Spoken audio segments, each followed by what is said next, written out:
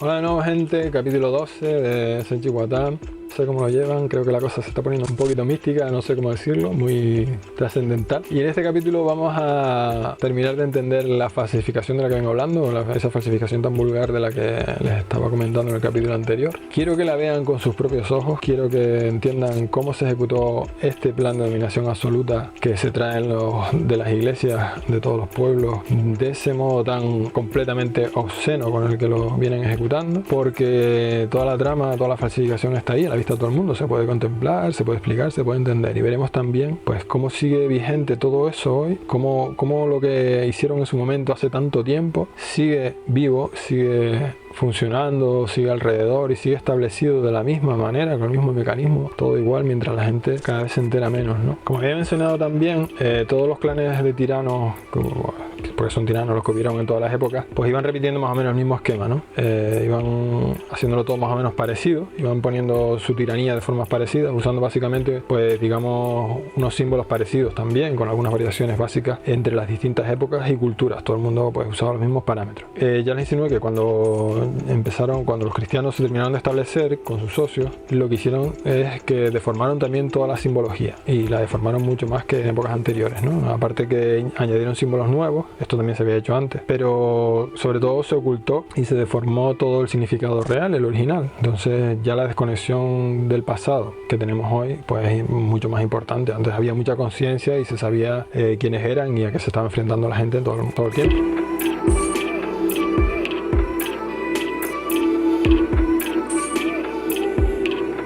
Entonces, ¿qué pasa con la simbología? Pues la simbología tiene un peso fundamental en todo esto, porque imagínense antes no había educación, imagínense, yo qué sé, 2000 años antes, 7000 años antes de nuestra era, los símbolos eran fundamentales, no había sino que guiarse por los símbolos para vivir. O sea, ellos contenían lo fundamental que la gente debía conocer acerca de la cultura, sobre nuestra existencia, sobre nuestro destino, sobre la verdad y todo lo demás, ¿no? Entonces se regían por ellos y les bastaba prácticamente solamente con los símbolos para convivir, regían la vida de todo el mundo. Eran referencias accesibles para todos, de modo que la gente los entendiese, y sobre todo se mostraban los pilares de la vida de todo el mundo, servían de orientación, como estoy explicando más o menos, ¿no? Para todas las cosas. Eran como reglas, por decirlo así, guías, referencias que resolvían todas las dudas. Y para esto los símbolos se mostraban pues siempre de un modo sencillo, mostraban un mensaje de un modo sencillo y que pudiese entender todo el mundo. Nos decían quiénes somos, nos decían nuestro origen, nos decían nuestro destino, nos hablaban del bien y del mal, lo divino, lo que no era divino y todo. Y pues eso, representaciones bastante comprensibles, ¿no? Vamos, que eran la educación general básica de la época. Eran diseñados así, con esa intención, para que la gente los entendiese y para que todo el mundo tuviera la realidad del mundo a su alcance, que era lo más importante, no al contrario que ahora, que la tenemos completamente oculta. Y sobre todo, lo más importante, habían unas épocas, que eran las antiguas sobre todo, donde la gente entendía que esos símbolos habían sido diseñados por la divinidad. Entendían que esos símbolos procedían de la mano del mismo Dios. Bien, esto es un asunto ya muy importante en todo esto.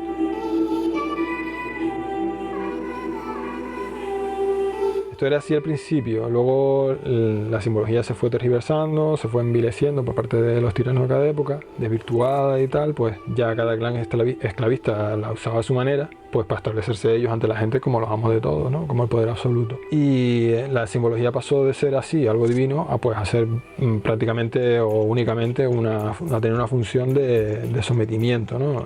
De modo que los que aplicaban la simbología la usaban para dominar los pueblos, no se usaba para transmitir tampoco en sí temas religiosos, sino el fin último era ese, el de someter a la gente. Viendo que la gente en su momento aprendieron que la gente se sometía a los símbolos porque era lo que eran místicos, era lo máximo y tal, pues dijeron, pues esta es mía, esta la cojo yo y aquí me obedecen a mí y ya está, ¿no? Eso fue básicamente lo que se hizo.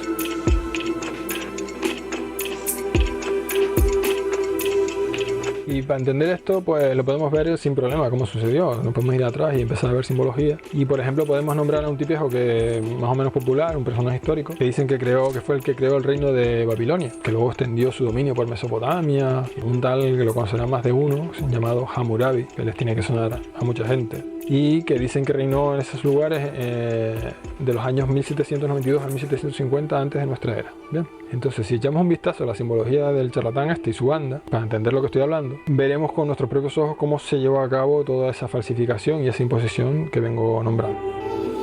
personaje histórico muy reconocido por ahí. Supongo que lo nombran mucho en el primer curso de las facultades de Derecho de todo el mundo, porque se le reconoce sobre todo porque dicen que elaboró uno de los primeros códigos legales que se conocen. Dicen que el primero, algunos, el famoso código de Hammurabi. Código Hammurabi, bueno, fíjense si es famoso que este hombre tiene hasta retratos colgados por ahí en algunos edificios gubernamentales de todo el mundo, ¿sabes? Lo tienen un poquito como miembro de la banda.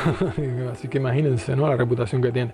Aunque dicen que lo tiene por su reputación como antiguo legislador, por su gran reputación, ¿no?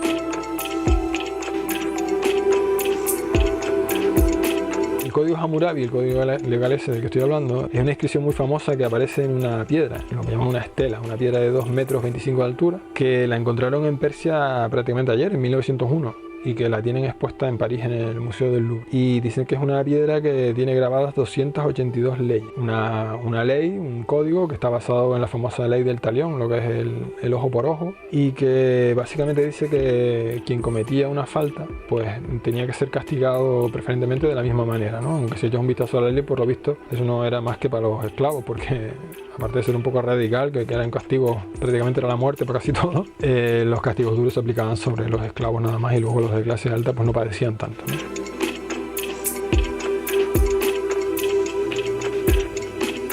Luego hay una parte que es interesante, que tiene que ver con lo que estoy hablando, es que Hammurabi mantenía bien atendidos a los templos religiosos y a toda la curia clerical, vamos, más o menos lo de ahora, como que ya por esa época venía la cosa muy enfocada, ¿no? Muy bien encaminada, como que daba suculentos privilegios y donaciones a los curas, porque contribuían a mantener en el poder a Hammurabi. Los curas pasaron a formar parte del gobierno también, solo que en su dimensión moral, ¿no? Así que cada uno ya ven que tomó su propia autoridad, su propio rol de autoridad, y es lo mismo que tenemos hoy. Bien, el asunto es que lo que quiero que se vea o se aprecie es cómo montaron ese tinglado mafioso entre gobernantes y religiosos. Quiero que vean en base a qué se fundamenta esa autoridad. Y para eso está lo que estaba hablando, que es la simbología. Ustedes se fijan en el grabado que hay en la parte superior de la estela del código Hammurabi y dicen que representa a Hammurabi recibiendo las insignias reales de manos del dios del sol y la justicia. Es decir, que Dios le está dando el poder al rey. Y justo debajo del grabado ese, y justo antes de las normas, hay un prefacio, una introducción, que dice que Hammurabi es elegido por los dioses de su pueblo para traerle las leyes. O sea, una explicación de lo que hay debajo. Mira que las leyes estas están ahí porque se las dio Dios a Hammurabi. Eso es lo que dicen que dice. Es un detalle fundamental que explica lo que estoy comentando, la atribución del poder de Dios que se hacían los gobernantes para imponer sus dictaduras. Es la atribución, lo que están viendo ahí, más concretamente y más específicamente, es la atribución del conocimiento de la verdad y del dominio de todas las cosas que se hacía el rey. Eso que habíamos dicho que era imposible. Así que cuando la gente veía esas normas, viendo el grabado de arriba, tenían que entender que esas normas tenían que ser aceptadas como lo supremo. No podía decir la gente, no, es que Dios tal, no, es que el rey es Dios, o el rey es la personificación de Dios, como quieras verlo.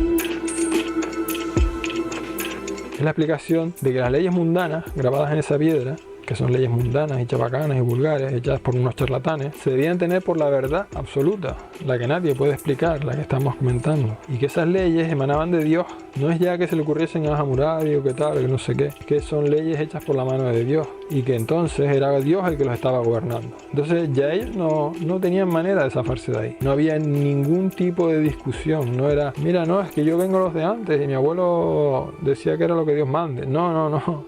Tú haces lo que dice aquí y no te sales de aquí y se acabó. Y Dios aquí no pinta nada. Se trata de eso.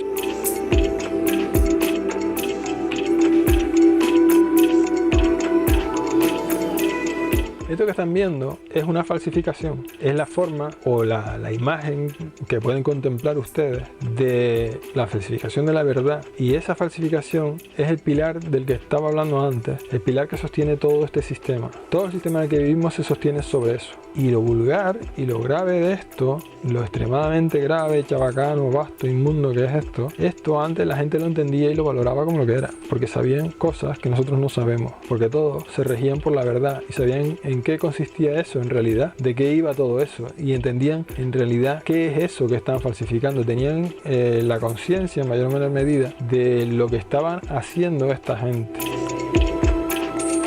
Hoy eso no se entiende, ese es el problema, esa es la diferencia. Hoy no sabemos qué pasa, porque hemos nacido bajo esa falsificación, sin ningún tipo de conciencia sobre esta trama, sobre lo que están haciendo. Entonces miramos un grabado de estos y lo menospreciamos, lo vemos como algo exótico, algo del pasado, de gentes muy alejadas de la realidad, de gente troglodita, atrasada, de repente, que no tenían conocimiento de nada, pero al revés. Eso es lo que está pasando aquí.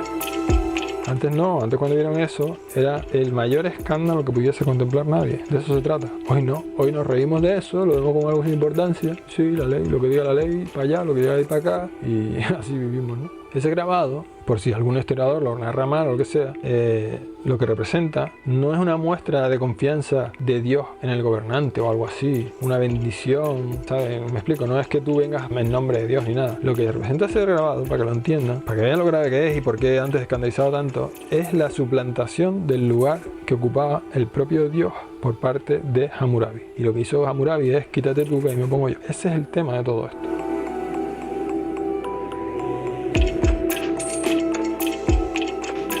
Creo que ahora se entiende mejor por qué hay retratos de Hammurabi colgando en las paredes de algunas instituciones del mundo. Obviamente porque es un personaje destacado de los clanes de traidores, es un personaje relevante, muy destacado en la instauración del sistema de hoy en día. Es un personaje que puso las bases junto con otros del poder que tienen algunos personajes hoy en día. Es un reconocimiento de sus herederos, por decirlo así, a lo que él hizo, ¿de acuerdo? Es un reconocimiento, una honra, no es que sea algo curioso ni llamativo sobre cómo legisló ni nada de eso. Es un completo, un absoluto homenaje a la labor que hizo por someter al mundo, porque el mundo sigue sometido por la misma falsificación y por los mismos clanes de traidores. Eso es lo que hay que entender.